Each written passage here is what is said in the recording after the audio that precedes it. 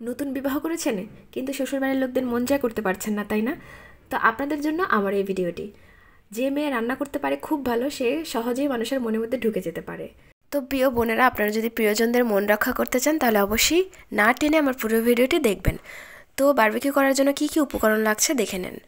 সরিষার তেল, sauce, soya sauce, barbecue sauce, mayonnaise এবং টক দই, 2টি রাঁধুনি গুঁড়ো মশলা, বারবিকিউ মশলা কিন্তু এটা।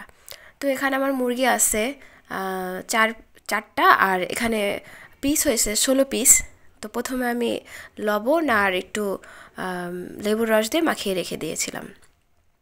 তো তারপর আমি মশলাটা তৈরি করব। তো তার জন্য আমার লাগবে এখানে 5 থেকে 6 চামচের মতো টক দই। আমার ঠান্ডা লেগেছে, তার জন্য ভয়েসটা এরকম শোনা যাচ্ছে। তো কেউ কিছু মনে করবেন না প্লিজ, আমার পুরো ভিডিওটি ধৈর্য সহকারে দেখবেন আশা করি। তো আমি এখানে টক দই দিয়ে দেওয়ার পরে দিয়ে দিব যে বারবিকিউ সস ছিল সেটি। এরপরে দিয়ে দিব সয়া সস। আমার প্রত্যেকটা উপকরণ আপনারা দেওয়ার চেষ্টা করবেন, তাহলে দেখবেন যে পারফেক্ট একটি স্বাদ চলে এসেছে। তো পরিমাণ মতো আমি এখানে সয়া সস দিয়ে নিচ্ছি। তারপরে দিয়ে দিব রাঁধুনি বারবিকিউ মশলা, 2 প্যাকেট ছিল, 2 প্যাকেট পুরোটা আমি এখানে দিয়ে দিব। মনে রাখবেন যে এখানে কিন্তু আমার মুরগির পিস হয়েছে 16 পিস, তার জন্য আমি এখানে 2 প্যাকেটই ব্যবহার করব। তারপরে আমি এই মশলাগুলোকে একটু ভালো করে মিক্স করে নিব। 2 প্যাকেটই কিন্তু দিয়ে দিলাম। এবার আমি হাত দিয়ে এটাকে ভালো করে মিক্সড করে নিব। এই উপকরণগুলো মিক্সড করছিল আমার এক ছোট ভাই। ওরে দিয়ে আমি এগুলো মিক্সড করাচ্ছিলাম, আর আমি বলে দিচ্ছিলাম কখন কি করতে হবে। তো এটি কিন্তু যখন তৈরি হয়েছিল তখন অনেক স্বাদ হয়েছিল। আমার ভিডিওটি যদি দেখে আপনারা বানান তাহলে অবশ্যই আমাকে জানাতে ভুলবেন না আপনাদেরটাও কেমন হয়েছিল।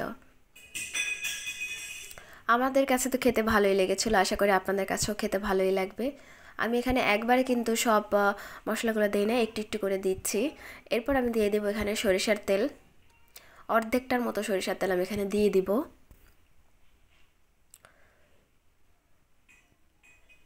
আসলে এখনকার যুগে কিন্তু এই চিকেন বারবিকিউ কিন্তু খুবই জনপ্রিয় একটি খাবার। সবাই এটি পছন্দ করে, ছোট থেকে বড় সবাই। তার জন্য এটি আমি আপনাদের সাথে শেয়ার করলাম। আশা করি আপনাদের কাছেও ভালো লাগবে তৈরি করে যদি বাসায় খান। এরপর আমি এখানে দিয়ে দিচ্ছি একটার মতো লেবুর রস। লেবুর রসটা দিলে খুব দ্রুত এটি তৈরি হয়ে যায়, তার জন্য আমি লেবুর রসটা দিয়ে দিচ্ছি। খুবই সফট এবং জুসি হয়। এরপর আমি দিয়ে দিব স্বাদ মতো লবণ। যেহেতু আমি এখানে সয়া সস দিয়েছি এবং বারবিকিউ সস দিয়েছি, এগুলোর মধ্যে পর্যাপ্ত পরিমাণ লবণ দেওয়া থাকে, তারপরও একটু দিতে হয় এবং এটা বুঝে শুনে দিবেন।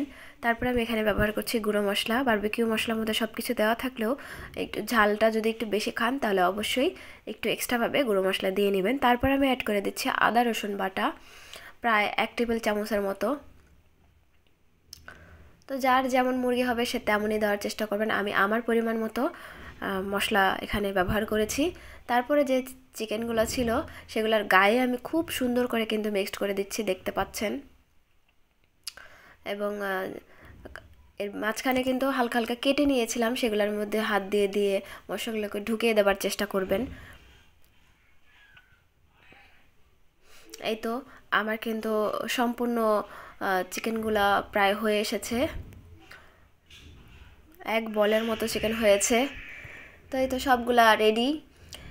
এরপর আমি এখানে বাড়তি স্বাদের জন্য অ্যাড করব টমেটো যে সস, সেই সসটা।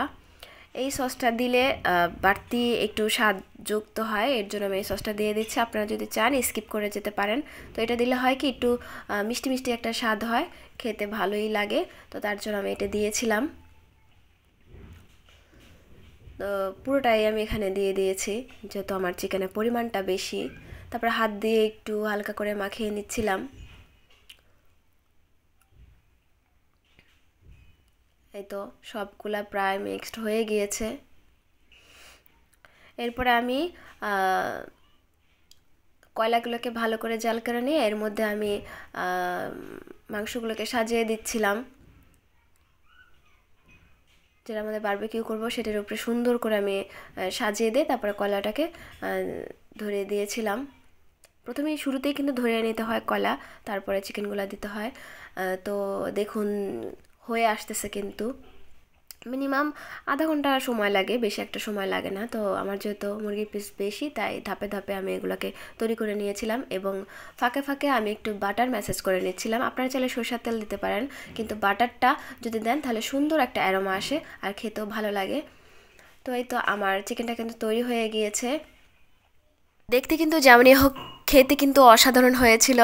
তো এমন একটা অবস্থা হয়েছে যে সবশেষে ভিডিও করার সুযোগ পাচ্ছিলাম না, সবাই নিয়ে নিয়ে খেয়ে এনেছিল। বুঝেন তাহলে কী অবস্থা, কতটা স্বাদ হয়েছিল। তো যাই হোক, সবশেষে আমিও কিন্তু একটা পিস পেয়েছিলাম। পরবর্তী ভিডিও পাওয়ার জন্য আমার চ্যানেলটি সাবস্ক্রাইব করে যাবেন এবং আমার পাশেই থাকবেন।